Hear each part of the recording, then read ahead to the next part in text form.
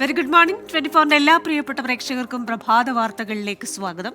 ഇന്ന് ജനുവരി 17 വെള്ളിയാഴ്ചയാണ്, മകരം 4. അതെ, നല്ല ഒരു പ്രഭാതം ആശംസിക്കുന്നു. പക്ഷേ നമുക്ക് പ്രേക്ഷകരോട് പറയാനുള്ളത് ഇന്ന് കുറച്ച് ആശങ്കപ്പെടുത്തുന്ന വാർത്തകൾ തന്നെയാണ്. ആദ്യം തന്നെ വരുന്നത് അത്തരം വാർത്തകളാണ്. എന്തൊക്കെയായാലും ഒരുപാട് പ്രശ്നങ്ങളൊക്കെ ഉണ്ടെങ്കിലും പ്രതിസന്ധികൾക്കിടയിൽ മുന്നോട്ട് പോകുന്ന മനുഷ്യരെ പോലെ നമ്മളെപ്പോഴും കുറച്ച് പോസിറ്റീവായിട്ടിരിക്കുക. അപ്പോൾ അതിരാവിലെ തന്നെ പോസിറ്റീവായിട്ടിരിക്കുക.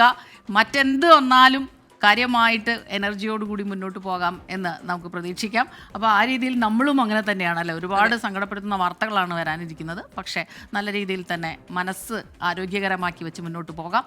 നമ്മുടെ മാനസികാരോഗ്യം നമ്മുടെ ഉത്തരവാദിത്വമാണ്. യെസ്. ആദ്യത്തെ വാർത്തയിലേക്ക് പോവുകയാണ്. എറണാകുളം ചേന്നമംഗലം കൂട്ടക്കൊലയിൽ പ്രതി ഋതു ജയൻ കുറ്റം സമ്മതിച്ചു. പരിക്കേറ്റ് ചികിത്സയിൽ കഴിയുന്ന ജിതിൻ സഹോദരിയെക്കുറിച്ച് മോശം പറഞ്ഞതാണ് പ്രകോപന കാരണമെന്നാണ് ഋതു ജയന്റെ മൊഴി. ഋതു മാനസികാരോഗ്യ പ്രശ്നമുള്ള ഒരാളാണെന്ന് പോലീസ് പറയുന്നു. ഋതു ജയനുമായി പോലീസ് ഇന്ന് തെളിവെടുപ്പ് നടത്തും. കൊല്ലപ്പെട്ട വേണു, ഉഷ, വിനിഷ എന്നിവരുടെ പോസ്റ്റ്മോർട്ടം ഇന്ന് പറവൂർ താലൂക്ക് ആശുപത്രിയിൽ നടക്കും. വിഷ്ണു സുരേഷും അശ്വിൻ പാലാഴിയും ചേരുന്നുണ്ട് ഈ വാർത്തയുടെ വിശദാംശങ്ങളുമായി. ആദ്യം വിഷ്ണു സുരേഷിലേക്കാണ്. വിഷ്ണു, സത്യം പറഞ്ഞാൽ നാടിനെ നടുക്കിയ ഒരു സംഭവം തന്നെയാണ്. അതാദ്യം നമ്മൾ പുറത്തെത്തിക്കുന്നു. അതിനുശേഷം വന്ന വാർത്തകളെല്ലാം തന്നെ നമുക്ക് വിശ്വസിക്കാൻ കഴിയാത്ത രീതിയിലാണ് കാര്യങ്ങൾ പോകുന്നത്. അയൽവാസികൾ തമ്മിലുള്ള തർക്കം എന്നുള്ള രീതിയിലാണ് വന്നത്. ഇപ്പോൾ ഋതു ജയൻ പ്രതി പറഞ്ഞ ഒരു കാര്യം വെച്ച് സഹോദരിയെക്കുറിച്ച് മോശം പറഞ്ഞു എന്നുള്ളതാണ്. അപ്പോൾ ഈ കേസ് എങ്ങനെയാണ് പോവുക?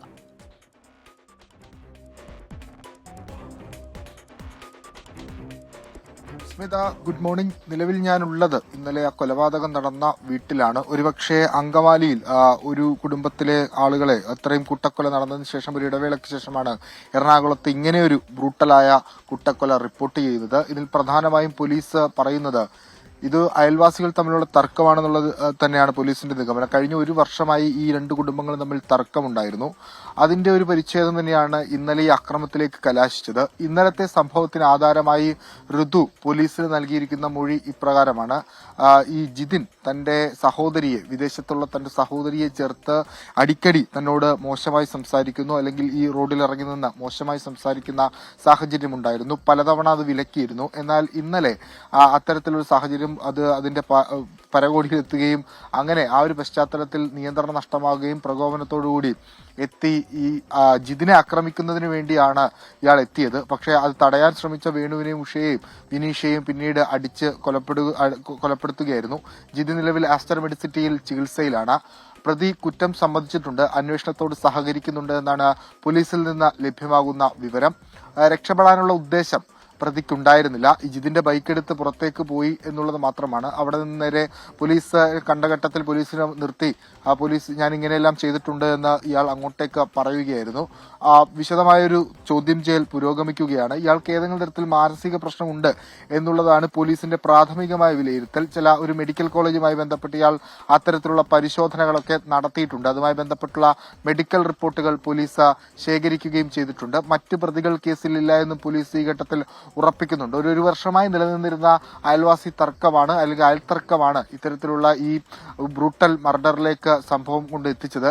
പോലീസ് ശാസ്ത്രീയ തെളിവുകൾ ശേഖരിക്കാനുള്ള തയ്യാറെടുപ്പിലേക്കായിരിക്കും ഇനി കടക്കുക. ഇവിടെ 2 CCTV ഉണ്ട്. ഒരുപക്ഷെ ആ CCTV ആയിരിക്കും ഈ കേസിൽ ഏറ്റവും നിർണായകമായി പോലീസിനെ സഹായിക്കാൻ പോകുന്നത്. 6 മണിയോടുകൂടി ഈ പറയുന്ന പ്രതി ഇവിടെ എത്തിയെന്ന് സ്ഥിരീകരിക്കാൻ പോലീസിന് ആ CCTV ദൃശ്യങ്ങളടക്കം ഉപകരിക്കും. ഇന്നലെ ഒരുപക്ഷെ CCTV പോലീസ് തന്നെ സീസ് ചെയ്തിട്ടുമുള്ളതാണ്. ഇന്നലെ രാത്രിയോടുകൂടി തന്നെ എറണാകുളം റൂറൽ SP വൈഭവ് സക്സേന ഇവിടെ എത്തുകയും പരിശോധന അടക്കം നടത്തുകയും ചെയ്തിട്ടുണ്ട്. ഇയാൾ ഒരു NDPS കേസിലെ പ്രതിയാണ്.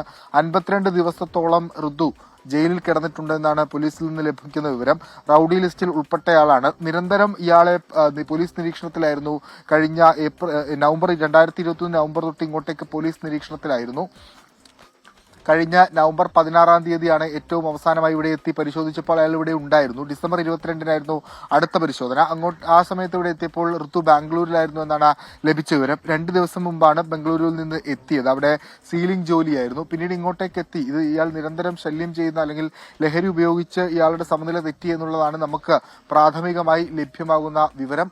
പോലീസ് ഇതുമായി ബന്ധപ്പെട്ട് പരമാവധി ശാസ്ത്രീയ തെളിവുകൾ ശേഖരിക്കാനുള്ള ശ്രമത്തിലാണ് ഇനി അടുത്തപടിയുള്ളത്. അതിന് തെളിവെടുപ്പടക്കം നടത്തേണ്ടതുണ്ട്. ഋതു ഉപയോഗിച്ച ഈ ആയുധമടക്കം കണ്ടെത്തിയിട്ടുണ്ട്. ഒരു വെട്ടുകത്തിയും അതോടൊപ്പം തന്നെ ഒരു പൈപ്പുമായാണ് എത്തിയത്. ആ പൈപ്പ് ഉപയോഗിച്ചാണ് തലയടിച്ച് പൊട്ടിച്ചത്. വെട്ടുകത്തി ഉപയോഗിച്ചിട്ടില്ല എന്ന് മനസ്സിലാക്കുന്നു. അങ്ങനെയായിരുന്നു ഈ കൊലപാതകം നടന്നത്. ഇത് അയൽവാസികൾ തമ്മിലുള്ള ഒരു വർഷമായി നീണ്ടുനിന്ന തർക്കമാണ്. വിഷ്ണു പറഞ്ഞതുപോലെ തന്നെ ഇതിൽ ശാസ്ത്രീയമായ തെളിവുകൾ ആവശ്യമാണ്. അത് പോലീസ് ശേഖരിക്കുകയും ചെയ്യും. ഒപ്പം തന്നെ ഈ സമയത്ത് ഈ മറ്റ് സമീപവാസികളൊന്നും അവിടെ ഉണ്ടായിരുന്നില്ലേ? കാരണം ഈ കത്തിയും ഇരുമ്പുവടിയും എന്നൊക്കെ പറയുമ്പോൾ അത് ഏകദേശം ആസൂത്രിതം അല്ലെങ്കിൽ അത് ആക്രമിക്കണം എന്നുള്ള ഉദ്ദേശത്തോടു കൂടെ തന്നെ ആയിരിക്കുമല്ലോ വന്നത്. അപ്പോൾ ഏതെങ്കിലും തരത്തിൽ ഇതുമായി ബന്ധപ്പെട്ട ഈ സമീപവാസികളൊക്കെ തരുന്ന വിശദാംശങ്ങൾ എന്തൊക്കെയാണ്?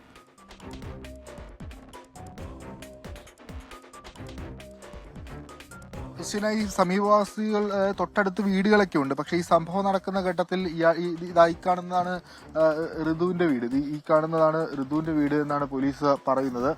അതിനുശേഷം ഇതിന് നേരെ എതിർവശത്തായാണ് ഇപ്പോൾ ഈ കൊലപാതകം നടന്ന വീടുള്ളത്. അങ്ങനെ ഈ തൊട്ടടുത്താണ് ഈ വീടുകൾ തമ്മിൽ ഉള്ളത്. ഋതു ഈ ഗേറ്റ് തുറന്ന് നേരെ അകത്തേക്ക് ചെല്ലുന്നു. ആ വാതിൽ തുറന്നു കിടക്കുകയായിരുന്നു.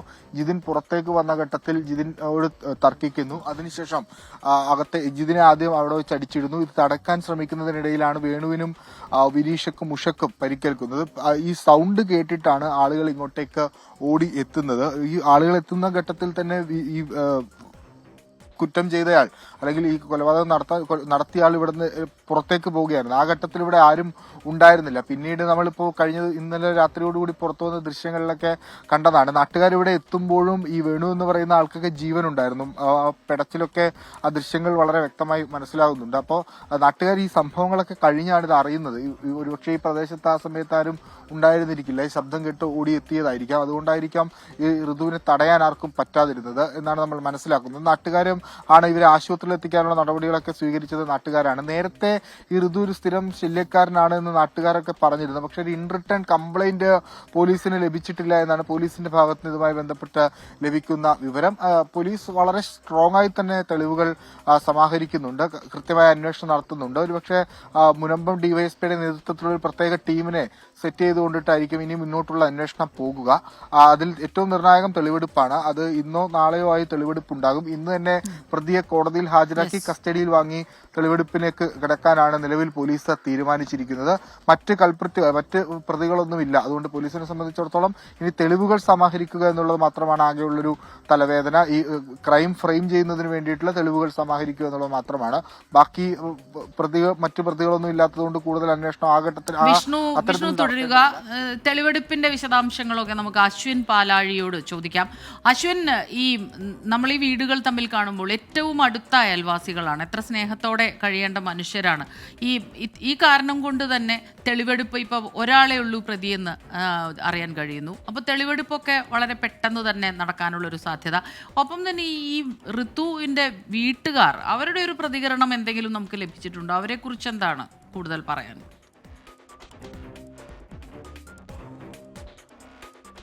സ്മിത, ഇന്നലെ നമ്മൾ അവരുടെ സമീപവാസികളുമൊക്കെ സംസാരിച്ചിരുന്നു. അപ്പോൾ അവർ പറയുന്നത് അച്ഛനെ മർദ്ദിച്ച കേസ് പോലും ഉണ്ടായിട്ടുണ്ട് ഋതുവിൻ്റെ പേരിൽ എന്നുള്ളത് ഇന്നലെ അയൽവാസികൾ തന്നെ പറഞ്ഞതാണ്. അപ്പം ചെറുപ്പം മുതലേ ഇങ്ങനെയുള്ള അക്രമ സംഭവങ്ങളിൽ ഉൾപ്പെട്ടിരുന്ന ഒരാളാണ് ഋതു എന്ന് നാട്ടുകാർ തന്നെ അടയാളപ്പെടുത്തുന്നുണ്ട്. ഒപ്പം പല ലഹരി കേസുകളടക്കം ഇയാൾ ഉൾപ്പെട്ടിട്ടുമുണ്ട്. സ്കൂൾ കാലഘട്ടം മുതൽ ഇങ്ങനെ അടിപിടി കേസുകൾ, ലഹരി കേസുകൾ അടക്കമുള്ള കാര്യങ്ങളിൽ ഉൾപ്പെട്ട ഒരാളാണ് എന്നുള്ളതാണ് സമീപവാസികളും അവിടുത്തെ പഞ്ചായത്ത് അംഗങ്ങൾ പോലും പറയുന്നത്.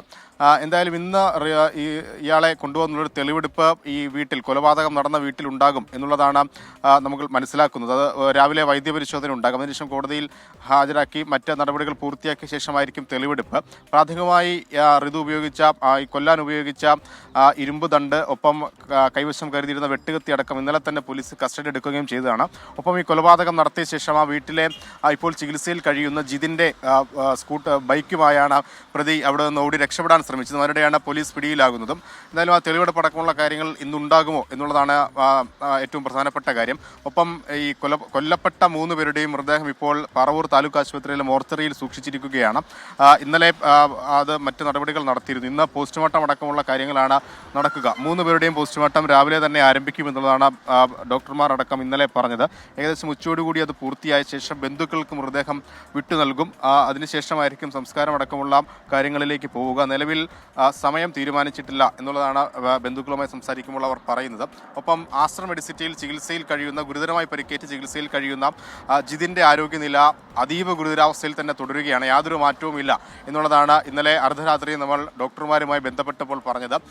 ജിതിൻ്റെ തലയ്ക്കും നെഞ്ചിനുമാണ് ഏറ്റവും ഗുരുതരമായ പരിക്കേറ്റിട്ടുള്ളത്. തലയ്ക്ക് പിന്നിലാണ് ഇരുമ്പ് വടി കൊണ്ട് അടിച്ചിട്ടുള്ളത്. അത് ആഴത്തിലേറ്റ പരിക്കാണ് എന്നുള്ളതാണ് ഡോക്ടർമാർ പറയുന്നത്. അതുകൊണ്ട് തന്നെ വെന്റിലേറ്ററിന്റെ സഹായത്തോടു കൂടിയാണ് ജിതിൻ ഇപ്പോൾ ജീവൻ നിലനിർത്തുന്നത്. ഇന്ന് രാവിലെ എന്തെങ്കിലും മാറ്റമുണ്ടെങ്കിൽ രാവിലെയോടുകൂടി മാത്രമേ അറിയാൻ സാധിക്കുകയുള്ളൂ. 24 മണിക്കൂർ നിരീക്ഷണം വേണമെന്നാണ് ഡോക്ടർമാർ പറഞ്ഞിരിക്കുന്നത്. എന്തായാലും ജിതിൻ്റെ ബന്ധുക്കളടക്കം ആശ്രം മെഡിസിറ്റിയിൽ തുടരുകയുമാണ്. നിലവിൽ രാവിലെ 10 മണിയോടുകൂടി പോസ്റ്റ്മോർട്ടം നടപടികൾ ആരംഭിക്കുകയും ചെയ്യും. സ്മിത, ശരി. കേസിന്റെ വിശദാംശങ്ങളുമായി ചേർന്നത് അശ്വിൻ പാലാഴിയും ഒപ്പം തന്നെ വിഷ്ണു സുരേഷുമാണ്. അതെ, സത്യം പറഞ്ഞാൽ ഒട്ടും വിശ്വസിക്കാൻ കഴിയില്ല. വല്ലാതെ ഞെട്ടിക്കുന്ന ഒരു വാർത്തയാണ്. ഈ പ്രതി ഋതു അക്രമവാസനയുള്ള ഒരാളാണ്. പക്ഷെ ഒരു റിട്ടേൺ കംപ്ലൈന്റ് ഇതുവരെ എത്തിയിട്ടില്ല എന്നും പറയുന്നുണ്ട്. ഒരു വർഷമായി അക്രമവാസനയ്ക്കൊപ്പം തന്നെ ലഹരിയുടെ ഉപയോഗം ഏതൊക്കെ തരത്തിലൊരു മനുഷ്യനെ മനുഷ്യനല്ലാതാക്കി മാറ്റാം എന്നുള്ളതിന് ഒരു ഉദാഹരണം കൂടി എന്നുകൂടി വേണമെങ്കിൽ പറയാം. നമ്മൾ ഇനി അടുത്ത വാർത്തയിലേക്ക് പോകുന്നു. അതുമാത്രം അതെ, മനുഷ്യത്വം മരവിച്ചോ എന്ന് സംശയിപ്പിക്കുന്ന ഒരു വാർത്തയാണ്. കണ്ണൂർ എരഞ്ഞോളിയിൽ ആംബുലൻസിന്റെ വഴി തടഞ്ഞ് കാർ യാത്രികൻ. ഹൃദയാഘാതമുണ്ടായ രോഗിയുമായി ആശുപത്രിയിലേക്ക് പോവുകയായിരുന്ന ആംബുലൻസിനാണ് സൈഡ് നൽകാതിരുന്നത്. കൃത്യസമയത്ത് ആശുപത്രിയിൽ എത്തിക്കാനാകാത്തതിനെ തുടർന്ന് മട്ടന്നൂർ സ്വദേശി റുക്കിയ മരിച്ചു. ഇന്നലെ നടന്ന സംഭവത്തിന്റെ ദൃശ്യങ്ങൾ 24-ന് ലഭിച്ചു. ആ ദൃശ്യങ്ങളിലേക്ക് ആദ്യം.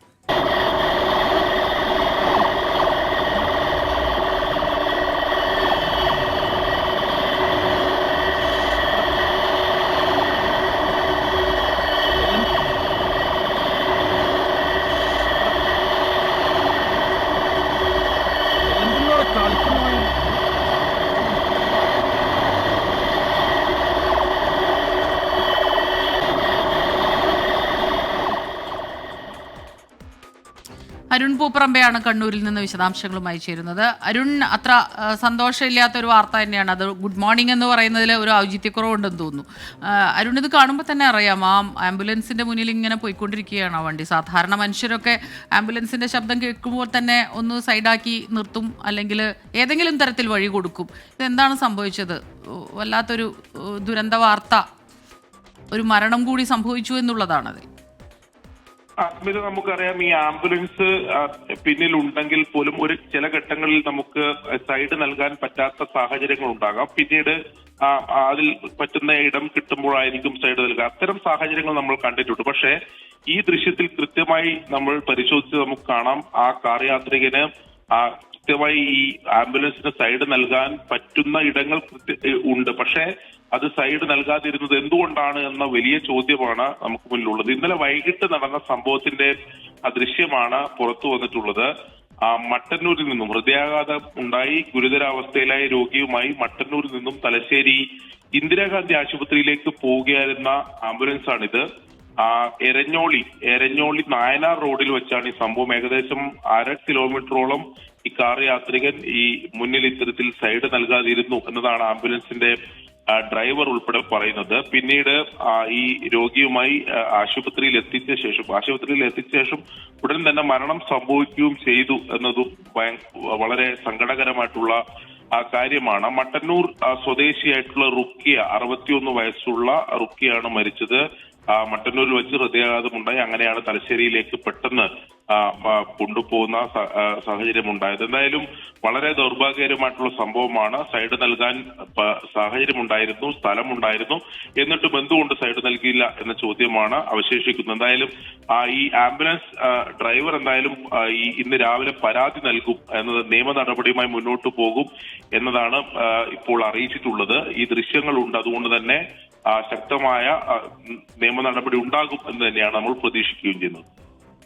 ശരി, കണ്ണൂരിൽ നിന്ന് വിശദാംശങ്ങൾ നൽകുകയായിരുന്നു അരുൺ പൂപ്പറമ്പ. ഒരു ജീവനുമായി ഇതേപോലെ ആ ജീവൻ രക്ഷിക്കാൻ വേണ്ടി ആംബുലൻസിൽ പോകുമ്പോൾ പ്രത്യേകിച്ച് ഒരു മുന്നറിയിപ്പും ഇല്ലാതെ എല്ലാ വാഹനങ്ങളും തന്നെ അത് കൃത്യമായ രീതിയിൽ നമ്മൾ സാധാരണ സാംസ്കാരികമായി മുന്നിട്ട് നിൽക്കുന്ന എല്ലാ ഇടങ്ങളിലും കാണുന്ന അതാണ്. അങ്ങനെയാണ് നമ്മുടെ നാട്ടിലും നമ്മൾ കണ്ടുവരുന്നത്. പക്ഷേ ഇതെന്താണ് സംഭവിച്ചത്? അത്രയും ഫ്രീ ആയിട്ട് റോഡ് കിടക്കുന്ന ഒരു സമയത്ത് ഇദ്ദേഹം ഇത്രയും അർജന്റായിട്ട് ഇവിടെ പോവുകയായിരുന്നു എന്നുള്ള നടപടി തന്നെ വേണം. ഉത്തരം എന്തായാലും ലഭിക്കേണ്ടിയിരിക്കുന്നു. എന്താണ് ഇയാൾക്ക് പറയാനുള്ളത്? ആണാണോ പെണ്ണാണോ ഒന്നും നമുക്കറിയില്ല. അപ്പൊ ആ വ്യക്തി, ആ വാഹനം ഓടിച്ച ആളിന് പറയാനുള്ളത് എന്താണെന്ന് കൂടി അല്പസമയത്തിനകം അറിയാൻ സാധിക്കും എന്ന് കരുതുന്നു. പ്രഭാത വാർത്തകളിലേക്ക് എല്ലാ പ്രിയപ്പെട്ട പ്രേക്ഷകർക്കും സ്വാഗതം. സമയം 6 മണി കഴിഞ്ഞ് 19 ആണ്. അപ്പോൾ നമ്മുടെ പ്രേക്ഷകരിൽ പലരും ചോദിക്കുന്നുണ്ട് എന്തുകൊണ്ടാണ് ഇന്ന് മോർണിംഗ് വാക്ക് ഇല്ലാത്തതെന്ന്. അപ്പോൾ പ്രേക്ഷകർക്ക് മനസ്സിലായി കാണും, ഇത്തരത്തിലൊരു വാർത്ത വന്നപ്പോൾ നമ്മൾ അതിൻ്റെതായ ഗൗരവത്തോടുകൂടെ നമ്മൾ ഇന്ന് സ്റ്റുഡിയോയിൽ നിന്ന് വരാം എന്ന് കരുതി. ചില ദിവസങ്ങൾ അങ്ങനെയാണ്, വല്ലാതെ ലൈറ്റായിട്ട് അല്ലെങ്കിൽ കുറേ തമാശകളൊക്കെ പറഞ്ഞ് നമുക്ക് പോകാൻ കഴിയില്ല. കാരണം വരുന്ന വാർത്തകൾ അങ്ങനെയാവുമ്പോൾ സ്വാഭാവികമായിട്ടും നമ്മുടെ ആ ഒരു മനസ്സും ആ രീതിയിലേക്ക് മാറും. വല്ലാതെ ഞെട്ടിപ്പിക്കുന്ന വാർത്തകളല്ലേ ചില ദിവസങ്ങളിലൊക്കെ വന്നു കയറുന്നത്. പക്ഷേ നമ്മൾ ഇനി പോകുന്നത് മറ്റ് പ്രധാനപ്പെട്ട വാർത്തകളിലേക്കാണ് അല്ലേ? ഗവർണറുടെ നയപ്രഖ്യാപനത്തോടെ നിയമസഭാ സമ്മേളനത്തിന് ഇന്ന് തുടക്കമാകും. സംസ്ഥാന സർക്കാരിന് വേണ്ടി ഗവർണർ രാജേന്ദ്ര വിശ്വനാഥ് ആർലേക്കർ നയപ്രഖ്യാപനം നടത്തും. ഗവർണറായി ചുമതലയേറ്റതിനു ശേഷമുള്ള ആർലേക്കറുടെ ആദ്യ നയപ്രഖ്യാപന പ്രസംഗമാണിത്. ഉമേഷ് ബാലകൃഷ്ണനാണ് ചേരുന്നത് കൂടുതൽ വിവരങ്ങളുമായി. Umesh, good morning. ഉമേഷ്, ഗവർണറുടെ ആദ്യ നയപ്രഖ്യാപന പ്രസംഗം, അതുമാത്രമല്ല ഒരുപാട് രാഷ്ട്രീയ വശങ്ങളുണ്ട് ഇതിന്. അപ്പം എല്ലാവരും ഉറ്റുനോക്കും. കഴിഞ്ഞ കുറേ നാളുകളായി ഗവർണറും സർക്കാരും തമ്മിലുള്ള പ്രശ്നങ്ങളും, അതിൽ ഈ നയപ്രഖ്യാപന പ്രസംഗം അതിൽ ചില കേന്ദ്ര സർക്കാരിനെ വിമർശിക്കുന്നുണ്ടെങ്കിൽ അത് ഒഴിവാക്കുന്നു. ഇത്തവണയും കേന്ദ്ര സർക്കാരിനെ സ്വാഭാവികമായും വിമർശിക്കുന്ന കാര്യങ്ങളുണ്ടാവും. ഇപ്പോൾ മുണ്ടക്കൈ ചൂരൽമലയൊക്കെ ബന്ധപ്പെട്ട കാര്യങ്ങളൊക്കെ തന്നെ അങ്ങനെയുണ്ട്. അപ്പോൾ എങ്ങനെയായിരിക്കും പുതിയ ഗവർണർ അതിനെ എടുക്കുക? അദ്ദേഹത്തിൻ്റെ ഒരു നിലപാട് എന്തായിരിക്കും എന്നുള്ളതൊക്കെ വളരെ പ്രധാനപ്പെട്ടതാണല്ലേ? Good morning. എന്തായാലും ആ പറഞ്ഞത് തന്നെയാണ് ഇന്നത്തെ നയപ്രഖ്യാപന പ്രസംഗത്തിൻ്റെ ഏറ്റവും സുപ്രധാനമായ ഒരു രാഷ്ട്രീയ മാനം. കാരണം മുൻപ്, അതായത് മുൻ ഗവർണർ ആരിഫ് മുഹമ്മദ് ഖാൻ ഉണ്ടായിരുന്നപ്പോൾ ഓരോ നയപ്രഖ്യാപന പ്രസംഗങ്ങളും ഓരോ രാഷ്ട്രീയ വിവാദങ്ങൾക്ക് തുടക്കം കുറിച്ചിരുന്നു. ആദ്യമായി സർക്കാർ ഗവർണർ പോര് ആരംഭിക്കുന്നതും ഈ നയപ്രഖ്യാപന പ്രസംഗത്തോടു കൂടിയായിരുന്നു.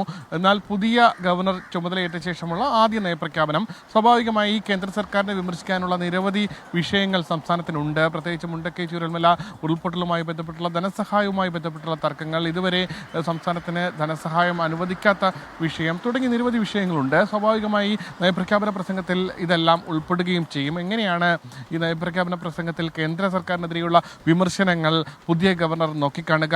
മുൻപ്, അതായത് അതിനു മുൻപ് ജസ്റ്റിസ് പി സദാശിവം ഇരുന്നപ്പോൾ കേന്ദ്ര സർക്കാരിനെ രൂക്ഷമായി വിമർശിക്കുന്ന ഭാഗങ്ങൾ ഒഴിവാക്കിക്കൊണ്ടായിരുന്നു ഒരു തവണ നയപ്രഖ്യാപന പ്രസംഗം നടത്തിയത്. അതിനുശേഷം ആരിഫ് മുഹമ്മദ് ഖാൻ വന്നപ്പോൾ ഇത്തരത്തിൽ കേന്ദ്ര സർക്കാരിനെതിരെയുള്ള വിമർശനങ്ങൾ ഉൾപ്പെടുന്ന നയപ്രഖ്യാപനം 2 തവണ തിരിച്ചയക്കുകയും അതിൽ വിശദീകരണം ചോദിക്കുകയും എല്ലാം ചെയ്ത് ഒടുവിൽ തൻ്റെ വിയോജിപ്പ് രേഖപ്പെടുത്തിക്കൊണ്ട് നിയമസഭയിൽ നയപ്രഖ്യാപന പ്രസംഗം നടത്തിയ ഒരു അനുഭവമുണ്ട്. ഈ രീതിയിൽ ഈ പുതിയ ഗവർണർ ഏത് രീതിയിലുള്ള നിലപാട് നയപ്രഖ്യാപന പ്രസംഗത്തിൽ സ്വീകരിക്കും എന്നുള്ളത് ഏറ്റവും നിർണായകമാണ്. എങ്ങനെയായിരിക്കും അടുത്തുള്ള 5 വർഷം അല്ലെങ്കിൽ ഈ പുതിയ ഗവർണറുടെ കാലാവധി തീരുന്നതുവരെ സർക്കാരുമായുള്ള നിലപാട് തുടങ്ങി നിരവധി ചോദ്യങ്ങളുണ്ട്. ആരിഫ് മുഹമ്മദ് ഖാനിന് പിന്തുടർച്ചയായി എത്തിയ ആർലേക്കർ എങ്ങനെയാണ് സംസ്ഥാന സർക്കാരുമായുള്ള ബന്ധം തുടർന്നു പോകുക തുടങ്ങിയവയാണ് എന്തായാലും ഇനി അറിയേണ്ടത്. എന്തായാലും ഇന്ന് നിയമസഭാ സമ്മേളനം ആരംഭിക്കുന്നു. രാവിലെ ഏകദേശം 8:45 രാജ്ഭവനിൽ നിന്ന് ഗവർണർ നിയമസഭയിലേക്ക് തിരിക്കും. ഇവിടെ എത്തി മുഖ്യമന്ത്രിയും സ്പീക്കറും പാർലമെന്ററി കാര്യമന്ത്രിയും അടക്കമുള്ളവർ ചേർന്ന് അദ്ദേഹത്തെ സ്വീകരിക്കും. അതിനുശേഷം ദേശീയഗാനമാണ്. ദേശീയഗാനത്തിന് ശേഷം കൃത്യം 9 മണിക്ക് തന്നെ നയപ്രഖ്യാപന പ്രസംഗം ആരംഭിക്കും. അതിനുശേഷം തുടർ നടപടികളില്ലാതെ തന്നെ ഇന്ന് നിയമസഭ പിരിയും. അതിനുശേഷമുള്ള ദിവസങ്ങൾ, അടുത്ത 4 ദിവസം നയപ്രഖ്യാപന പ്രസംഗത്തിന്മേലുള്ള നന്ദി പ്രമേയമെല്ലാം അവതരിപ്പിക്കും. എന്തായാലും അതിനുശേഷമുള്ള അവധി ദിവസങ്ങൾക്ക് ശേഷം വീണ്ടും ബജറ്റ് സമ്മേളനം ഫെബ്രുവരിയിലാണ്. ഫെബ്രുവരി 7 ബജറ്റ് അവതരിപ്പിക്കുന്നത്.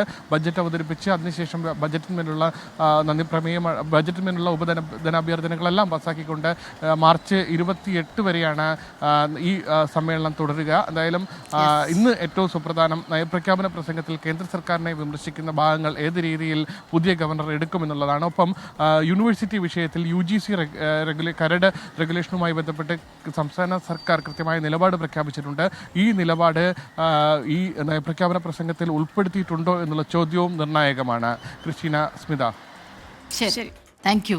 ഉമേഷ് ബാലകൃഷ്ണനാണ് വിവരങ്ങളുമായി നിയമസഭയ്ക്ക് മുന്നിൽ നിന്ന് തന്നെയാണ്. അപ്പോൾ അതിരാവിലെ തന്നെ ഈ വാർത്ത പ്രതീക്ഷിക്കുന്നുണ്ടല്ലോ, നമ്മൾ നേരത്തെ തന്നെ നിയമസഭയ്ക്ക് മുന്നിൽ എത്തിയിരിക്കുന്നു. നമ്മൾ ആ കാണുന്ന ദൃശ്യങ്ങളിൽ എന്തായാലും ഗവർണർ ഏറെ ഹൃദ്യമായാണ് പൂക്കൾ സ്വീകരിച്ചുകൊണ്ട് മന്ത്രിമാരെയോടൊക്കെ പെരുമാറുന്നത്. അപ്പോൾ ആ ഹൃദ്യമായ അനുഭവം ഇനിയും തുടരട്ടെ, നമ്മൾ പോസിറ്റീവായിട്ട് തന്നെ ചിന്തിക്കാം, അങ്ങനെ തന്നെ പോകട്ടെ എന്ന ഒരു പ്രത്യാശയോടുകൂടി നമുക്ക് അടുത്ത വാർത്തയിലേക്ക് പോകുന്നതിന് മുമ്പ് സീന മുഹമ്മദ് പറയുന്നുണ്ട്, ഇന്നലത്തെ കമന്റ് ബോക്സിന്റെ കല്ലറ പൊളിച്ചാൽ കാണാം നിങ്ങൾ വായിക്കാതെ സമാധിയായി പോയി ഞങ്ങളുടെ മെസ്സേജ്. അപ്പോൾ വളരെ കൗതുകമുള്ള ഒരു മെസ്സേജാണ്. ഒരുപാട് പേര് മെസ്സേജസ് അയക്കുന്നുണ്ട്, ഗുഡ് മോർണിംഗ് പറയുന്നുണ്ട്. എല്ലാവർക്കും ഗുഡ് മോർണിംഗ്.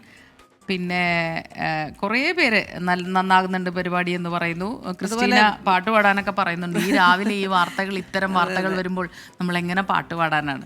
മാത്രമല്ല ഈ പറയുന്ന ആ കാർ പിടിച്ചെടുത്ത് വിദേശ രാജ്യത്തൊക്കെ ചെയ്യുന്നത് പോലെ അത് ചമ്മന്തിയാക്കി തകർത്ത് തിരിച്ചു കൊടുക്കണം എന്നൊക്കെ പറയുന്നത്. അപ്പോൾ നമ്മൾ ഇതിന്റെ കാരണം എന്തൊക്കെയാണ് കാരണം അയാളുടെ ഒരു വെർഷനോടൊക്കെ കേട്ട് കഴിഞ്ഞതിന് ശേഷം നമുക്ക് നിയമ നടപടികൾ അതുമായി ബന്ധപ്പെട്ടതുണ്ടാവും. നമുക്ക് മറ്റൊരു പ്രധാനപ്പെട്ട വാർത്തയിലേക്ക് പോകാം അല്ലേ. പാറശാല ഷാരോൺ വധക്കേസിൽ ഇന്ന് വിധി പറയും. ഷാരോണിനെ വിഷം ചേർത്ത കഷായം കുടിപ്പിച്ചു കൊന്ന കേസിലാണ് നെയ്യാറ്റിൻകര അഡീഷണൽ സെഷൻസ് കോടതി ഇന്ന് വിധി പറയുക. പ്രതിയായ ഗ്രീഷ്മ കുറ്റക്കാരിയാണോ എന്ന് മാത്രമാകും ഇന്ന് വിധിക്കുക. ശിക്ഷാവിധി പിന്നീടാകും പ്രസ്താവിക്കുക. ഷാരോണിന്റെ മരണം നടന്ന് 2 വർഷം പിന്നിടുമ്പോഴാണ് കേസിൽ ശിക്ഷാവിധി എത്തുന്നത്. 2022 ഒക്ടോബർ 14 കേസിനാസ്പദമായ സംഭവം നടക്കുന്നത്. കൊല്ലപ്പെട്ട ഷാരോണും പ്രതി ഗ്രീഷ്മയും വർഷങ്ങളായി പ്രണയത്തിലായിരുന്നു. ഇതിനിടെ ഗ്രീഷ്മയ്ക്ക് മറ്റൊരു വിവാഹാലോചന വന്നു. പ്രണയബന്ധത്തിൽ നിന്നൊഴിയാൻ ഗ്രീഷ്മ ഷാരോണിനെ നിർബന്ധിച്ചെങ്കിലും തയ്യാറായില്ല. ഇതിനു പിന്നാലെയാണ് കേരള മനസാക്ഷിയെ ഞെട്ടിച്ച ക്രൂര കൊലപാതകം. ജീവിതത്തിൽ നിന്ന് ഷാരോണിനെ ഒഴിവാക്കാൻ ഗ്രീഷ്മ കണ്ടെത്തിയത് കഷായത്തിൽ വിഷം ചേർത്ത് നൽകൽ. കഷായം കഴിച്ച അവശനിലയിൽ 11 ദിവസമാണ് ഷാരോൺ ആശുപത്രിയിൽ കിടന്നത്. എന്നാൽ ഗ്രീഷ്മ തന്നെ ചതിക്കില്ലെന്നായിരുന്നു മജിസ്ട്രേറ്റിന് ഷാരോൺ നൽകിയ മൊഴി.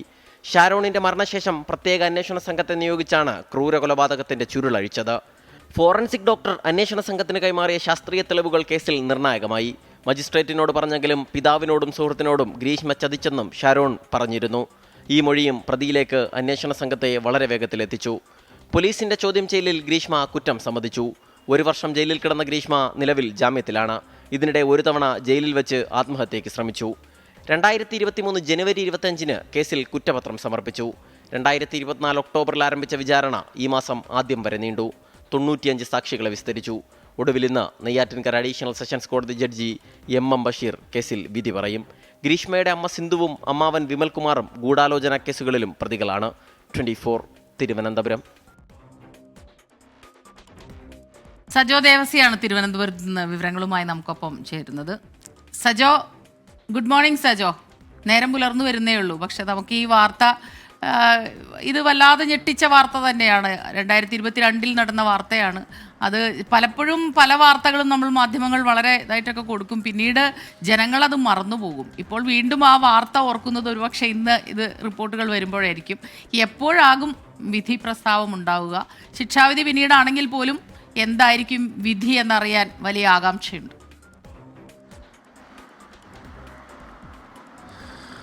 സ്മിത, ഇന്ന് 11 മണിയോടുകൂടിയായിരിക്കും നെയ്യാറ്റിൻകര അഡീഷണൽ ജില്ലാ സെഷൻസ് കോടതിയും ഈ കേസിൽ വിധി പറയുക. അതായത് സാധാരണഗതിയിൽ വിധി പ്രസ്താവത്തിലേക്ക് പോകുന്ന ഘട്ടത്തിൽ 2 ഘട്ടമായി ആണ് അത്തരം ഇപ്പോൾ സാധാരണഗതിയിൽ ഉണ്ടാവുക. അങ്ങനെ തന്നെയാണ് നമ്മൾ പ്രതീക്ഷിക്കുകയും ചെയ്യുന്നത്. അതായത് ഗ്രീഷ്മയും അമ്മയും അമ്മാവനുമാണ് ഈ കേസിൽ പ്രതിപട്ടികയിലുള്ളത്.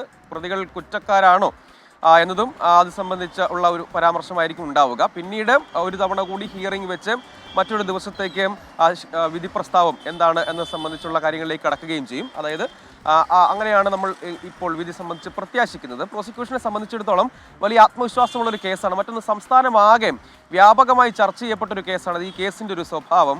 അതായത് പ്രണയബന്ധത്തിൽ നിന്ന് പിന്മാറാൻ കാമുകന് വിഷം കലർത്തിയ കഷായം, അതായത് കഷായത്തിൽ കീടനാശിനി കലർത്തി എന്നതാണ് കണ്ടെത്തൽ. അങ്ങനെ വിഷം കലർത്തിയ കഷായം കൊടുക്കുന്നു. ആ കേസിൻ്റെ ഒരു നാൾ വഴി മുതൽ അങ്ങോട്ടേക്ക് ദീർഘകാലം അവർ പ്രണയത്തിലായിരിക്കുന്നു. ഇരുവരും യഥാർത്ഥത്തിൽ വിദ്യാർത്ഥികളാണ്. അങ്ങനെ ചെറിയ പ്രായത്തിലുള്ള ഗ്രീഷ്മ കാമുകനെ കൊലപ്പെടുത്താൻ ഇങ്ങനെ ഒരു ആസൂത്രണം നടത്തുന്നു. അത് മറ്റൊരു വിവാഹബന്ധത്തിലേക്ക് പോകുന്നതിന് വേണ്ടിയായിരുന്നു. അതിനുവേണ്ടി ആ കുറ്റകൃത്യത്തിലേക്ക് എത്തുന്നതിന് മുൻപ് തന്നെ ഒരു ജ്യൂസ് ചാലഞ്ചൊക്കെ നടത്തി. അതും അന്ന് വലിയ തോതിൽ ചർച്ചയാവുകയും വ്യാപകമായ കേസിൻ്റെ അന്വേഷണമാകുകയും നമ്മൾ പരിശോധിച്ചാൽ, അതിൻ്റെ ഒരു ചരിത്രം പരിശോധിച്ചാൽ സംസ്ഥാനത്താകെ വ്യാപകമായി ചർച്ച ചെയ്യപ്പെട്ടൊരു കേസ് കൂടിയാണ്. അത് തെളിഞ്ഞത് ആ കേസിൻ്റെ ഒരു കേസ് ദിവസം, അതായത് 11 ദിവസത്തോളം ഷാരോൺ രാജ് ആശുപത്രിയിൽ ആവശ്യ നിലയിൽ കഴിയുകയും ഒക്കെ ചെയ്തിരുന്നു. പിന്നീടാണ് ഇങ്ങനെ വിഷം കഴിച്ചതാണ് എന്ന് ഡോക്ടർമാർ പറഞ്ഞതിൻ്റെ അടിസ്ഥാനത്തിൽ പിന്നീട് അങ്ങനെ മൊഴിയൊക്കെ രേഖപ്പെടുത്തുന്നതിന് ശ്രമിച്ചു. പിന്നീടാണ് ഏറ്റവും ഒടുവിലാണ് ആ കേസിൻ്റെ ഒരു വഴിത്തിരിവ് ഉണ്ടാകുന്നത്. അന്വേഷണവും അതിന് ശാസ്ത്രീയ തെളിവുകളുമൊക്കെയാണ് ഈ കേസിൽ നിർണായകമായത്. എത്രത്തോളം പ്രോസിക്യൂഷൻ്റെ വാദങ്ങളെ കോടതി മുഖവിലേക്ക് എടുത്തിട്ടുണ്ട് എന്നതടക്കമുള്ള കാര്യങ്ങളുണ്ട്. അപ്പം ഈ കേസിനെ എങ്ങനെയാണ് കോടതിയിൽ പ്രോസിക്യൂഷന് സംശയങ്ങൾക്ക് അതീതമായി തെളിയിക്കാൻ കഴിഞ്ഞു എന്നതടക്കം ഒരുപാട് കൗതുകം നിറഞ്ഞ ചോദ്യങ്ങൾക്കൊക്കെ ഉത്തരം നിയമവഴിയിൽ തന്നെ നമുക്ക് ലഭ്യമാകേണ്ടതുണ്ട്. 11 മണിയോടുകൂടി നെയ്യാറ്റിൻകര അഡീഷണൽ ജില്ലാ സെഷൻസ് കോടതിയിൽ ഈ കേസിലെ ഏറ്റവും നിർണായകമായ വിധി പ്രസ്താവം ഉണ്ടാകും എന്നാണ് നമ്മൾ പ്രത്യാശിക്കുന്നത്. ശരി, സജോ ദേവസ്യാണ് തിരുവനന്തപുരത്ത് നിന്ന് വിശദാംശങ്ങൾ നൽകിയത്. സ്മിത, ഇപ്പോൾ വരുന്ന ഒരു വാർത്ത കൂടിയാണ്. എൻ്റെ വിശദാംശങ്ങൾ വരും മിനിറ്റുകളിൽ നമ്മൾക്ക് നൽകാൻ സാധിക്കും. സിന്തറ്റിക് ലഹരി മരുന്നുകളുമായി ഡോക്ടർ പിടിയിലെന്ന വാർത്തയാണ് വരുന്നത്. രഞ്ജു ആന്റണി എന്ന ഡോക്ടറാണ് പിടിയിലായത്. LSD, MDMA, കഞ്ചാവ് എന്നിവ ഡോക്ടറിന്റെ കയ്യിൽ നിന്ന് പിടിച്ചെടുത്തു. തൃപ്പൂണിത്തുറ പേട്ടയിലെ ഫ്ളാറ്റിൽ നിന്നാണ് ഡാൻസ് ഓഫ് ഡോക്ടറെ പിടികൂടിയത്. അപ്പോൾ അതുമായി ബന്ധപ്പെട്ട വിശദാംശങ്ങളൊക്കെ ഉണ്ട്. സമയം 6 മണി കഴിഞ്ഞ് 29 നമ്മുടെ കമന്റ് ബോക്സിൽ ഒരുപാട് കമന്റ്സ് വരുന്നുണ്ട്. ക്രിസ്റ്റീന ഉണ്ടെങ്കിൽ കമന്റ് വായിക്കും എന്നൊരു ശുഭപ്രതീക്ഷ എല്ലാവരും പുലർത്തുന്നുണ്ട്. പക്ഷെ നേരത്തെ ഞങ്ങൾ പറഞ്ഞല്ലോ, ഒരുപാട് ഗൗരവമേറിയ വാർത്തകൾ വരുന്ന ഒരു ദിവസമാണ്. വളരെ ആശ്വാസകരമായ ഒരു വാർത്ത ഇന്ന് വെളുപ്പിന് തന്നെ വന്നത് പുൽപ്പള്ളി അമരക്കുനിയിൽ നിന്നാണ്, അല്ലേ? അതെ, പുൽപ്പള്ളി അമരക്കുനിയെയും പരിസര പ്രദേശങ്ങളെയും വിറപ്പിച്ച കടുവ കൂട്ടിലായി. ഇന്നലെ രാത്രി കൂട്ടിലായ കടുവയെ വനംവകുപ്പിന് കീഴിലുള്ള കുപ്പാടിയിലെ മൃഗപരിപാലന കേന്ദ്രത്തിലേക്ക് മാറ്റി. 10 ദിവസങ്ങൾക്ക് ശേഷമാണ് കടുവ പിടിയിലാകുന്നത്. തുപ്രയിൽ നിന്ന് സുർജിത്ത് അയ്യപ്പത്ത് തയ്യാറാക്കിയ റിപ്പോർട്ടിലേക്ക്.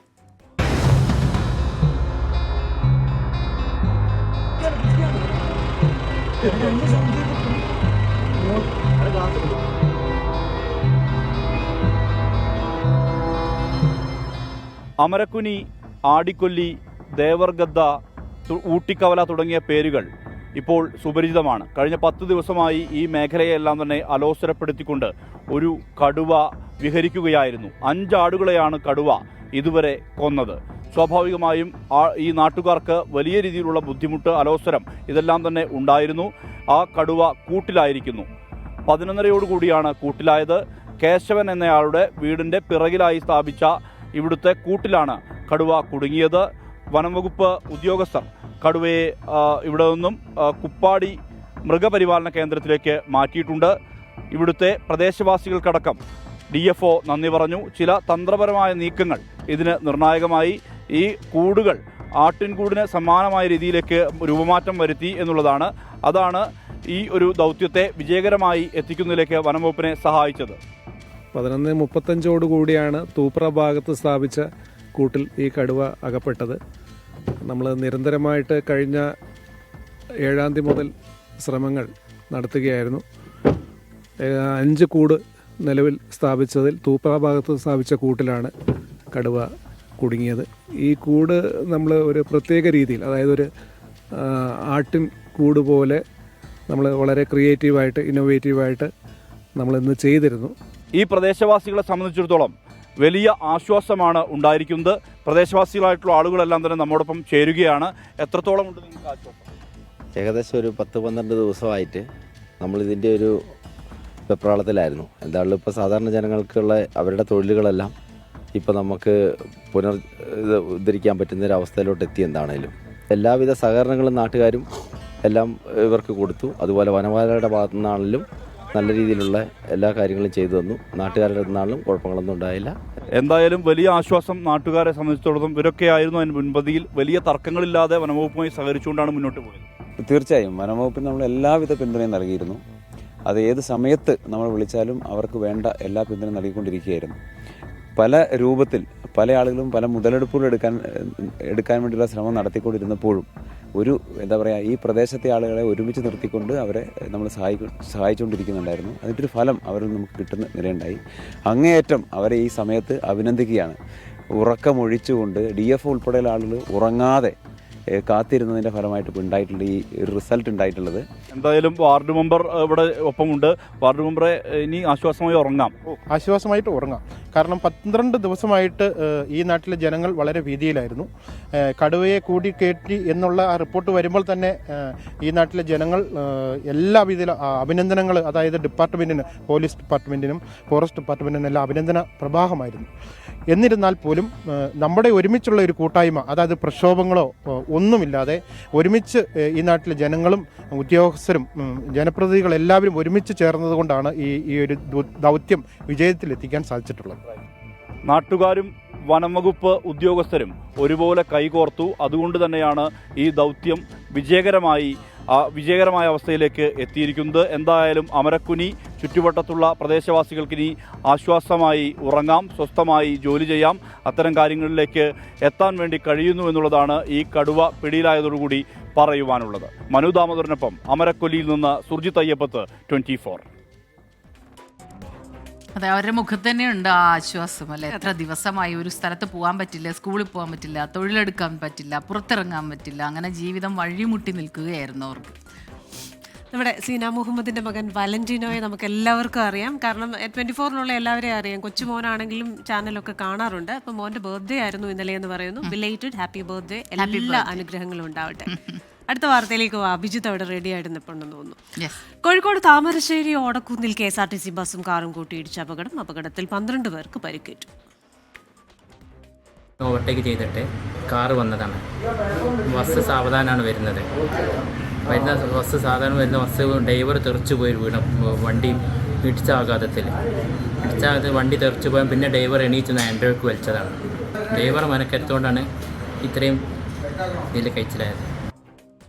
അഭിജിത്ത് മുഴക്കുന്നാണ് ചേരുന്നത് കോഴിക്കോട് നിന്ന് വിവരങ്ങളുമായി. അഭിജിത്ത്, ആ കാറിന്റെ അവസ്ഥ കണ്ടിട്ട് വല്ലാത്ത ആശങ്ക തോന്നുന്നു. പരുക്ക് എങ്ങനെയുണ്ട് കാറിലുണ്ടായിരുന്നവർക്ക്?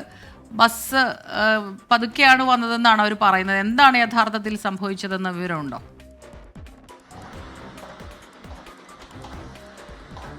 Smitha, Christina, good morning. ഈ അപകടം നടക്കുന്നത് ഇന്നലെ രാത്രി ഏതാണ്ട് 12 മണിയോടടുപ്പിച്ചാണ്. തണ്ണിമത്തൻ കയറ്റി കോഴിക്കോടേക്ക് പോവുകയായിരുന്നു ഈ ലോറി. ഇതിനിടയിലാണ് ഒരു കാർ ഈ ലോറിയെ മറികടക്കാൻ ശ്രമിച്ചത്. അതിനിടെ വയനാട് ഭാഗത്തേക്ക് പോവുകയായിരുന്ന KSRTC ബസ്സിനെ ഈ ലോറി ഇടിക്കുകയായിരുന്നു. ഈ കാർ ഇടിക്കുകയായിരുന്നു. തുടർന്ന് ഈ വാഹനങ്ങൾ അവിടെ വലിയൊരു അപകടത്തിൽപ്പെടുന്നു. ലോറി തലകീഴായി മറിഞ്ഞു. കാർ ഈ 2 വാഹനങ്ങളുടെയും ഇടയിൽപ്പെട്ട് പൂർണ്ണമായും തകരുന്നു. ബസ്സിൽ നിന്ന് ഡ്രൈവർ പുറത്തേക്ക് തെറിച്ചു വീഴുന്നു. അങ്ങനെ ഈ കാറിൽ നിന്ന് 3 പേരെ പുറത്തെടുത്തത് കാർ വെട്ടിപ്പൊളിച്ചാണ്. പക്ഷെ ഏറ്റവും പ്രധാനപ്പെട്ട കാര്യം, ഈ ബസ്സിൽ നിന്ന് പുറത്തേക്ക് തെറിച്ചു വീണ ഡ്രൈവർ തിരികെ ബസ്സിലേക്ക് ഓടിക്കയറിയാണ് ഹാൻഡ് ബ്രേക്ക് ഇട്ട് ഈ ബസ് നിർത്തുന്നത്. ഒരുപക്ഷെ അതിന് സാധിച്ചിരുന്നില്ല എങ്കിൽ ഈ ബസ് കുറച്ചുകൂടി മുന്നോട്ട് പോയി ശേഷം അവിടെ ഒരു താഴ്ചയുണ്ട്, ആ താഴ്ചയിലേക്ക് മറിഞ്ഞേനെ. അങ്ങനെ സംഭവിച്ചില്ല എന്നുള്ളതാണ് ഏറ്റവും ആശ്വാസകരമായ കാര്യം. ഒപ്പം ഈ അപകടത്തിൽപ്പെട്ട ലോറിയിലുണ്ടായിരുന്നവർ വലിയ പരിക്കുകളില്ലാതെ രക്ഷപ്പെട്ടു എന്നുള്ളതും ആശ്വാസകരമായ കാര്യമാണ്. 12 പേർക്ക് മൊത്തത്തിൽ പരിക്ക് പറ്റിയിട്ടുണ്ട്. ഇതിൽ 3 പേരുടെ നില അല്പം ഗുരുതരമാണ് എന്നാണ് നമ്മൾ മനസ്സിലാക്കുന്നത്. അതിൽ തന്നെ കാർ ഡ്രൈവറുടെ നില അതീവ ഗുരുതരമാണ്. ഇവർ 3 പേർ, ഗുരുതരമായി പരിക്കേറ്റ 3 പേർ നിലവിൽ കോഴിക്കോട് മെഡിക്കൽ കോളേജ് ആശുപത്രിയിൽ ചികിത്സയിലാണ്. മറ്റുള്ളവർ താമരശ്ശേരി താലൂക്ക് ആശുപത്രിയിലുമാണ് ചികിത്സയിലുള്ളത്. ആ അപകടത്തിന്റെ ഒരു ഭീകരാവസ്ഥ നമുക്ക് ആ വീഡിയോ ദൃശ്യങ്ങളിൽ നിന്ന് തന്നെ നമുക്ക് മനസ്സിലാവുകയും ചെയ്യും. ഏതായാലും 3 വാഹനങ്ങൾ തമ്മിൽ കൂട്ടിയിടിച്ചാണ് ഈ അപകടമുണ്ടായത്. ഇന്നലെ രാത്രി 12 മണിയോടെയായിരുന്നു അപകടം. 12 പേർക്ക് മൊത്തത്തിൽ പരിക്ക് പറ്റിയിട്ടുണ്ട്. ശരി, അഭിജിത്ത് മുഴക്കുന്നാണ് കോഴിക്കോട് നിന്ന് വാർത്തയുടെ വിശദാംശങ്ങളുമായി ചേർന്നത്. ക്രിസ്റ്റിന, ആ KSRTC ഡ്രൈവറുടെ മനസാന്നിധ്യം അത് അഭിനന്ദിക്കാതെ വയ്യ അല്ലേ? കാരണം വലിയൊരു അപകടം. ഇപ്പോൾ ഈ പരുക്കു പറ്റിയവരുടെ ആരോഗ്യനില എത്രത്തോളം ഗൗരവം ഉണ്ട് എന്ന് നമുക്ക് അറിയേണ്ടിയിരിക്കുന്നു. എങ്കിലും ഇതുവരെ ഒരു ആളപായമൊന്നും റിപ്പോർട്ട് ചെയ്തില്ല എന്നുള്ളത് ആശ്വാസം. അപ്പോൾ KSRTC ബസ് അല്ലെങ്കിൽ താഴ്ചയിലേക്ക് മറിഞ്ഞേനെ എന്നാണ് പറയുന്നത്. അതെ, നമ്മളേറെ സങ്കടത്തിലാഴ്ത്തിയ ഒരു വാർത്തയാണ് ഇനി വീണ്ടും വരാൻ പോകുന്നത്. ഭാരതപ്പുഴയിൽ ഒഴുക്കിൽപ്പെട്ട് മരിച്ച 4 പേരുടെ പോസ്റ്റ്മോർട്ടം ഇന്ന് തൃശൂർ മെഡിക്കൽ കോളേജിൽ നടക്കും. ഭാരതപ്പുഴയുടെ തീരത്ത് കുളിക്കുന്നതിനിടെ ഒഴുക്കിൽപ്പെട്ട കുട്ടികളെ രക്ഷിക്കാനിറങ്ങിയ ദമ്പതികളടക്കം 4 പേരാണ് മരിച്ചത്. സൂരജ് സജി തൃശൂർ മെഡിക്കൽ കോളേജിൽ നിന്നാണ് ചേരുന്നത്. സൂരജ്, പറയൂ, എപ്പോഴായിരിക്കും പോസ്റ്റ്മോർട്ടം നടപടികൾ ഉണ്ടാവുക? കൂടുതൽ വിവരങ്ങൾ.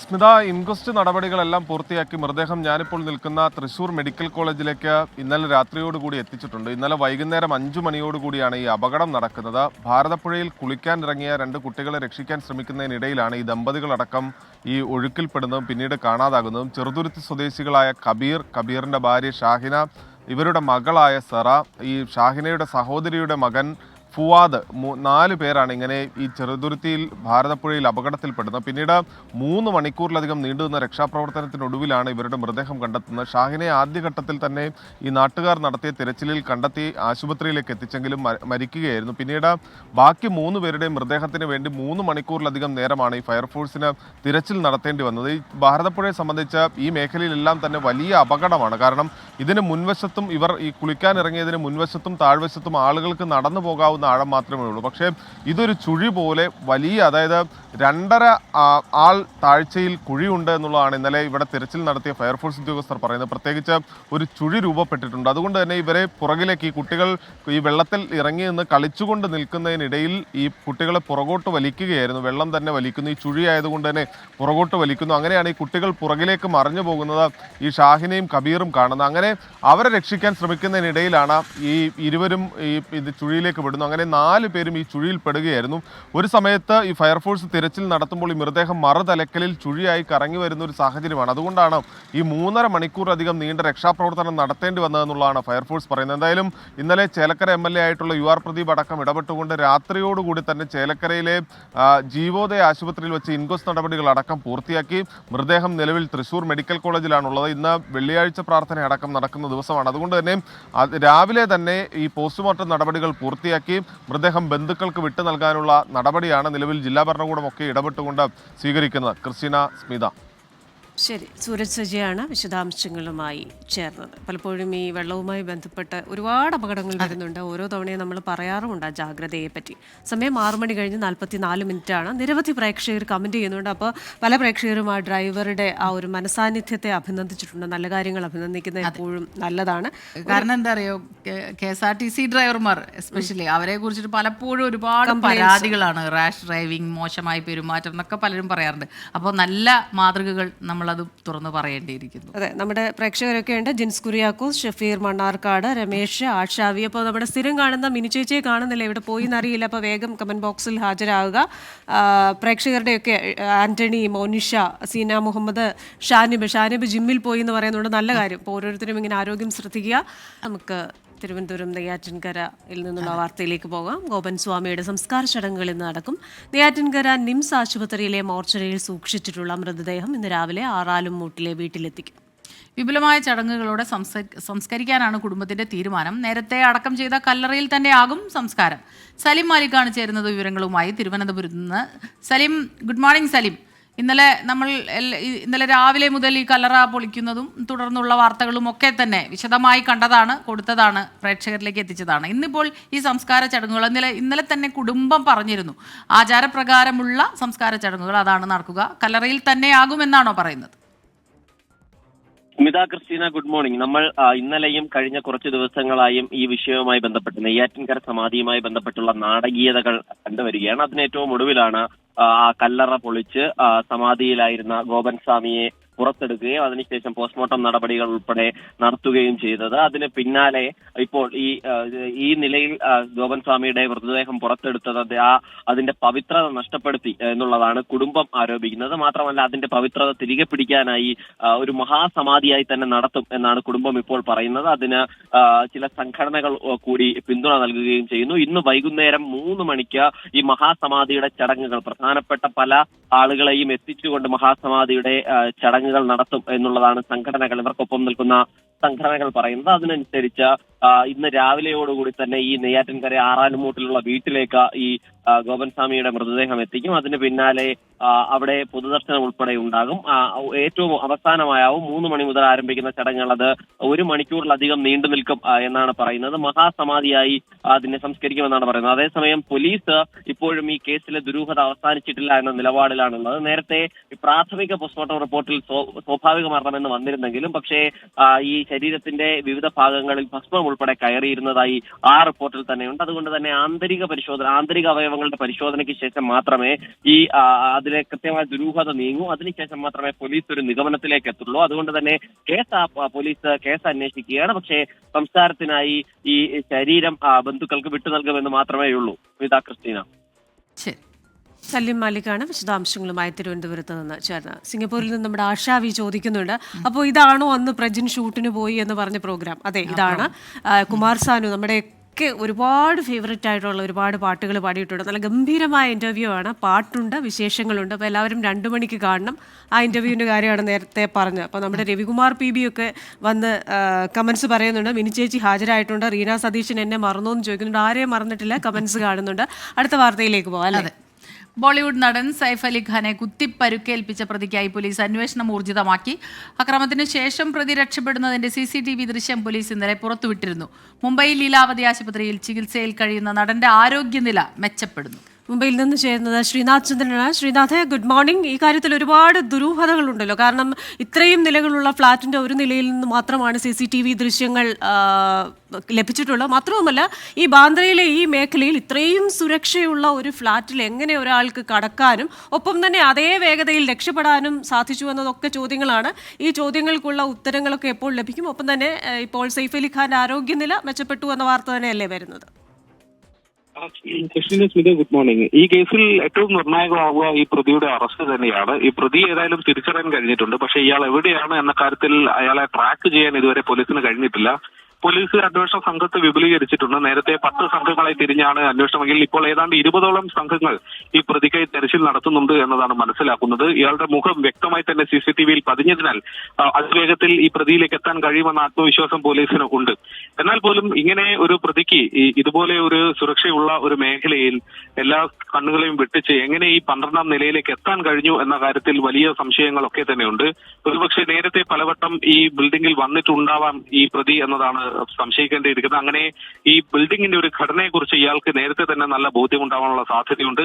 മാത്രമല്ല, അങ്ങനെ തന്നെ 12ാം നില വരെ എത്തിയാലും വാതിൽ തുറന്ന് അകത്ത് കയറിയത് എങ്ങനെ എന്ന കാര്യത്തിൽ സംശയമുണ്ട്. കാരണം നിരവധി ലോക്കുകളൊക്കെ ഉള്ള മുറിയാണ് ഈ സൈഫ് അലി ഖാന്റെ ഉള്ളത്. അങ്ങനെയെങ്കിൽ അതിനകത്തേക്ക് കയറുമ്പോൾ ഈ പ്രഥമ ദൃഷ്ട്യാ ഏതെങ്കിലും തരത്തിൽ ഒരു ഫോഴ്സ്ഫുൾ എൻട്രി നടന്നതായുള്ള സൂചനകളൊന്നുമില്ല. അങ്ങനെയെങ്കിൽ അകത്ത് നിന്ന് ആരുടെയെങ്കിലും സഹായം കിട്ടിയോ എന്നതടക്കമുള്ള കാര്യങ്ങളിൽ പോലീസ് സംശയിക്കുന്നുണ്ട്. ഇന്നലെ സൈഫ് അലി ജീവനക്കാരെ ചോദ്യം ചെയ്തിരുന്നു. പിന്നീട് അവരെ വിട്ടയച്ചിട്ടുണ്ട്. എന്നാൽ സംശയം പൂർണ്ണമായി മാറിയോ എന്ന കാര്യത്തിൽ ഇപ്പോഴും ഒരു വ്യക്തതയില്ല. അതേസമയം നടന്റെ ആരോഗ്യനില ഭേദപ്പെട്ടു വരുന്നുണ്ട്. ഇന്നലെ നട്ടലിൽ ഒരു ശസ്ത്രക്രിയ നടത്തിയിരുന്നു. അതിൽ നിന്നൊക്കെ അദ്ദേഹം വളരെ വേഗത്തിൽ ഭേദപ്പെടുന്നുണ്ട് എന്നതാണ് മനസ്സിലാക്കുന്നത്. ഏതാനും ദിവസങ്ങൾക്കകം തന്നെ ആശുപത്രി വിടാനും ആയേക്കും. ശരി. ശ്രീനാഥ് ചന്ദ്രനാണ് മുംബൈയിൽ നിന്ന് വിവരങ്ങളുമായി ചേർന്നത്. അപ്പൊ എത്രയും പെട്ടെന്ന് തന്നെ സൈഫ് അലി ഖാൻ സേഫായി വീട്ടിലെത്തട്ടെ. ഈ ബോളിവുഡിന്റെ നമ്മളിപ്പോ ഇവിടെ പറയുന്ന പോലെ ബോളിവുഡിന്റെ ഒരു സ്റ്റൈൽ ഐക്കൺ കൂടിയാണ് സൈഫ് അലി ഖാൻ. രണ്ടുപേരും അങ്ങനെ തന്നെയാണ് അല്ലേ? അപ്പോൾ സമയം 6 മണി കഴിഞ്ഞ് 52 മിനിറ്റാണ്. പ്രേക്ഷകരുടെ കമൻസ് ഒക്കെ കാണുന്നുണ്ട്. പവിത്രൻ പാതിരാപ്പറ്റ ചേട്ടൻ പറയുന്നത് എന്നെ മറന്നുപോയി. ആരിഫ് MV, സിന്ധു, സുധു കുമാരൻ, അങ്ങനെ ഒരുപാട് പേര്, ആതിര, സുജിത്ത്, എല്ലാവരും തന്നെ സ്ഥിരമായി കാണുന്നവരാണ്. എല്ലാവർക്കും വെരി ഗുഡ് മോർണിംഗ്, നല്ല ദിവസമായിരിക്കട്ടെ. ആ നല്ല ദിവസം ആശംസിച്ചുകൊണ്ട് ഒരു ഇടവേള കാണാം. പ്രഭാത വാർത്തകളിലേക്ക് വീണ്ടും സ്വാഗതം. 2 അപ്ഡേറ്റുകൾ കൂടി വരുന്നുണ്ട്.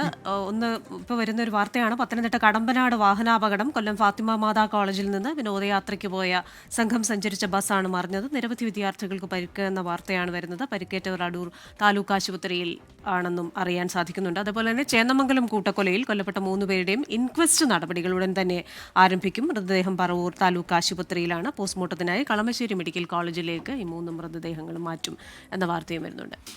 ഇനി നമുക്ക് മറ്റൊരു റിപ്പോർട്ടിലേക്ക് പോകാം. ഐ ലീഗ് ഫുട്ബോളിൽ വിജയക്കുതിപ്പ് തുടരാൻ ഗോകുലം കേരള FC ഇന്നിറങ്ങും. രാത്രി 7-ന് കോഴിക്കോട് കോർപ്പറേഷൻ സ്റ്റേഡിയത്തിൽ നടക്കുന്ന മത്സരത്തിൽ കരുത്തരായ നാംധാരി FC എതിരാളികൾ.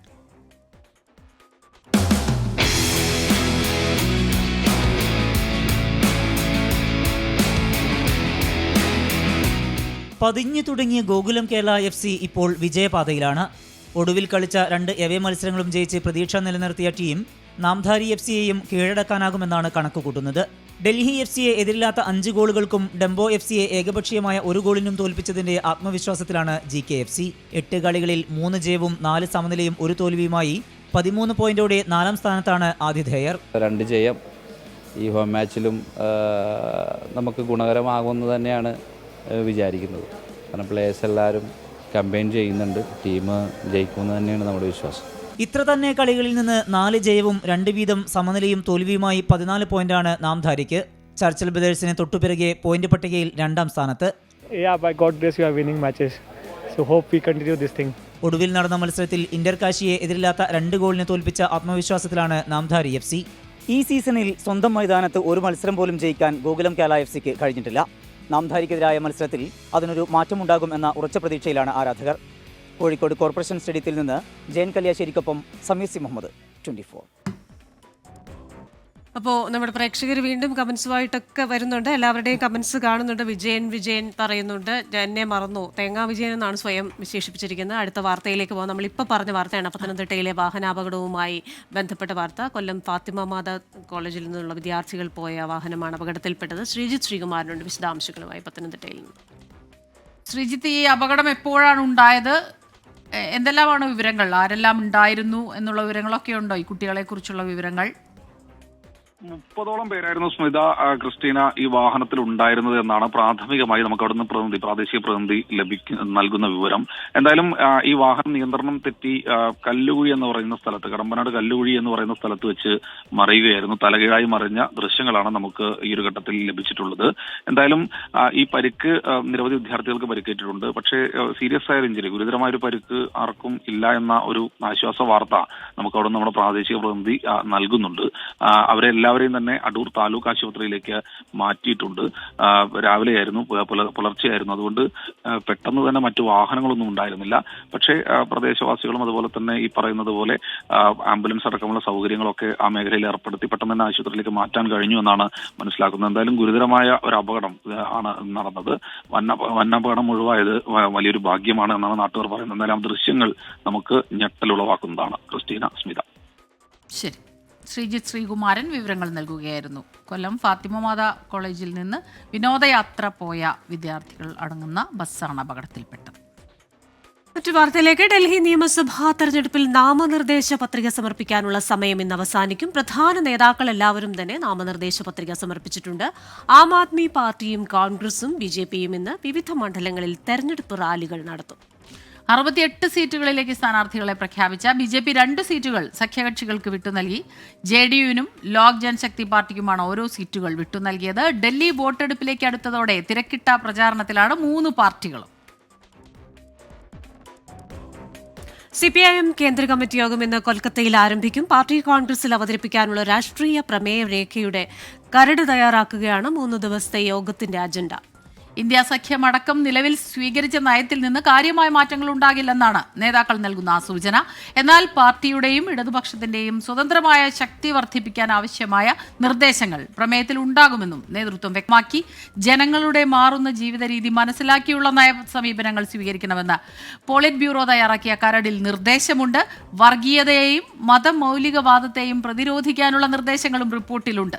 CC അംഗങ്ങൾക്കുള്ള 75 വയസ്സ് പ്രായപരിധിയിൽ മാറ്റം വേണ്ടെന്നാണ് പോളിറ്റ് ബ്യൂറോയുടെ റിപ്പോർട്ട്. ദേവസ്വം ബോർഡ് ആസ്ഥാനത്തേക്ക് ശിവഗിരി മഠത്തിന്റെ പോഷക സംഘടനയായ ഗുരുധർമ്മ പ്രചാരണ സഭ സംഘടിപ്പിക്കുന്ന പദയാത്ര ഇന്ന് ദേവസ്വം ബോർഡിന്റെ ക്ഷേത്രങ്ങളിൽ ഷർട്ട് ധരിച്ച് പ്രവേശിക്കുന്നതിനും ആരാധനയിൽ പങ്കെടുക്കുന്നതിനും അവസരം നൽകുക, ദേവസ്വം ബോർഡിന് കീഴിലുള്ള നിയമനങ്ങളിൽ ജനസംഖ്യാനുപാതികമായി സംവരണം നടപ്പാക്കുക തുടങ്ങിയ നിരവധി ആവശ്യങ്ങൾ ഉന്നയിച്ചാണ് ആചാര പരിഷ്കരണ യാത്ര സംഘടിപ്പിക്കുന്നത്. രാവിലെ 10 മണിക്ക് തിരുവനന്തപുരം ശ്രീനാരായണ ഗുരു പാർക്കിൽ നിന്ന് തുടങ്ങുന്ന പദയാത്ര തിരുവിതാംകൂർ ദേവസ്വം ബോർഡ് ആസ്ഥാനത്തിന് മുന്നിൽ അവസാനിക്കും. ശിവഗിരി മഠാധിപതി സ്വാമി സച്ചിദാനന്ദയാണ് യാത്രയ്ക്ക് നേതൃത്വം നൽകുന്നത്. അങ്ങനെ പ്രഭാത വാർത്തകളുടെ സമയം പൂർണ്ണമാവുകയാണ്.